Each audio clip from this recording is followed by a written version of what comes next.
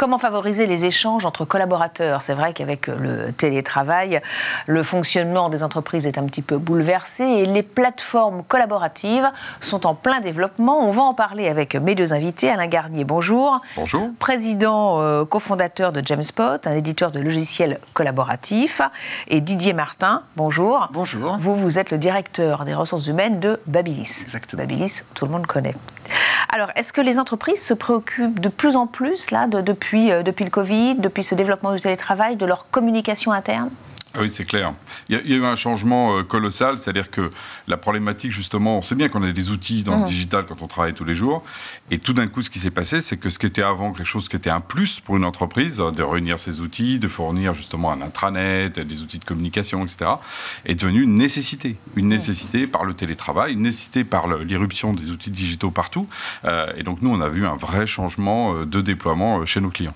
Alors, comment des plateformes comme la vôtre peuvent aider les entreprises, justement, à s'adapter? Nous, en fait, on part du constat, effectivement, dans cette profusion d'outils et de contenus, en fait, il faut aider justement les entreprises en leur apportant une solution pour réussir leur collectif, leur organisation. C'est ça notre mission. Donc, nous, on a des outils qui vont depuis la partie intranet, communication, réseau social, collaboration plutôt transversale, la problématique justement du télétravail et l'organisation avec plein d'applications qui vont permettre de faciliter, par exemple la gestion des présences ou des questions comme ça. Donc on apporte justement la glue qui manque à l'entreprise justement aujourd'hui pour rester connecté en fait dans ce monde digital.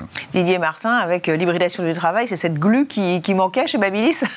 Manquer, je ne sais pas, mais en tout cas, il était nécessaire de contribuer à ce que les salariés puissent continuer à communiquer entre eux, les périodes de confinement, la mise en place du télétravail, tout ça c'était nouveau pour nous et je pense qu'il était important de pouvoir développer un outil qui permette à chacun à la fois de recevoir des informations de la part de l'entreprise mais aussi de partager entre les salariés un certain nombre d'événements, d'éléments, de choses que les salariés souhaitaient communiquer. Mais c'est important pour la marque employeur. Exactement. Alors pourquoi vous avez été amené à choisir Jamspot? L'idée était, à l'issue d'une enquête d'engagement que nous avions fait auprès de nos salariés, de mettre l'accent sur un outil de communication qui soit plus accessible à tous, plus dynamique. Nous avions un ancien intranet qui était assez formel, je dirais.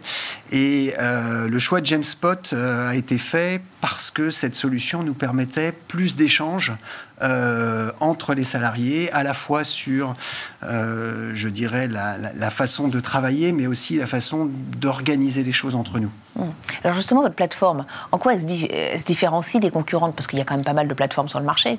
Oui, parce que l'intranet, il y a beaucoup de solutions, effectivement. Nous, la nôtre, pourquoi elle est très très performante aujourd'hui? Parce que d'abord, elle est très rapide à mettre en place, elle est très modulable et elle s'adapte au contexte sans faire de développement spécifique, sans rentrer dans une logique projet qui fait que ça devient compliqué, lourd, risqué, cher et puis pas toujours tenu dans les délais.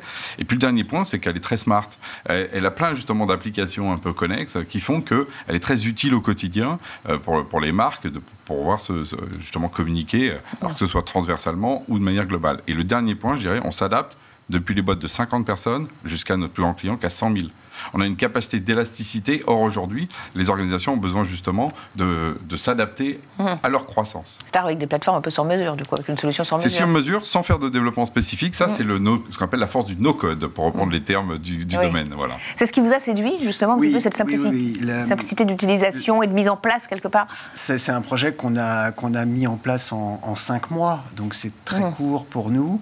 Et surtout, avec beaucoup d'autonomie de la part de nos équipes. C'est-à-dire qu'on n'a pas eu besoin de faire appel à des développeurs. On a pu gérer ce projet nous-mêmes et avec un rendu qui est vraiment très simple d'utilisation. À la fois pour mettre à jour les données, parce qu'un outil comme ça, pour vivre, a besoin d'être alimenté, aussi bien par, je dirais, la communication corporate que par l'utilisation des salariés.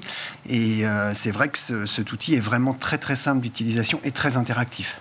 Et alors les retours d'expérience des employés?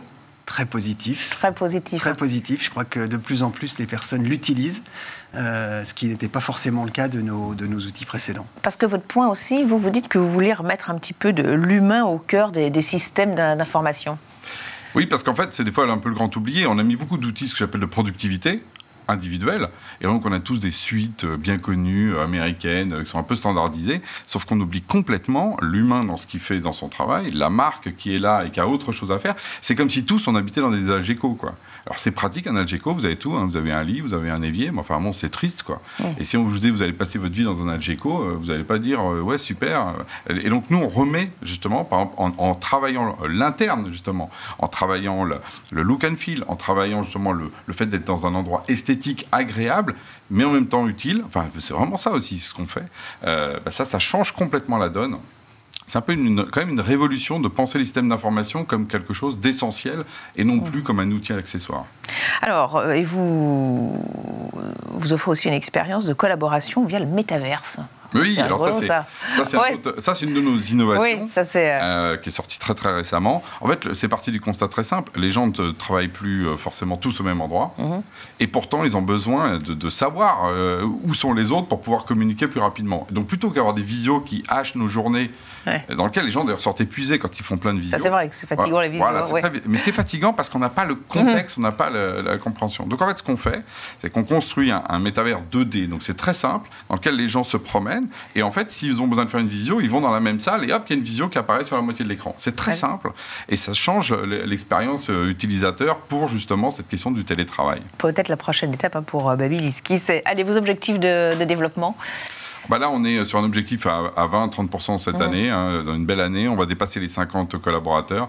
On l'a annoncé, nous, on vise dépasser les 10 millions d'euros pour 2026. On est en très forte croissance. Et des outils nouveaux que vous comptez développer Alors, sur les nouveautés, en général, justement, on les annonce au moment où elles sortent, parce qu'on est plutôt comme ça, justement. On est des gens très opposables avec des produits. Et là, aujourd'hui, je vous invite à regarder, d'ailleurs, James Spotland, justement, cette partie métavers. On a une partie publique gratuite pour justement y goûter, parce que l'innovation, il faut souvent toucher du doigt pour voir tout le potentiel qu'elle a. Merci beaucoup en tout cas à tous les deux d'être venus sur le plateau de Smart Leaders.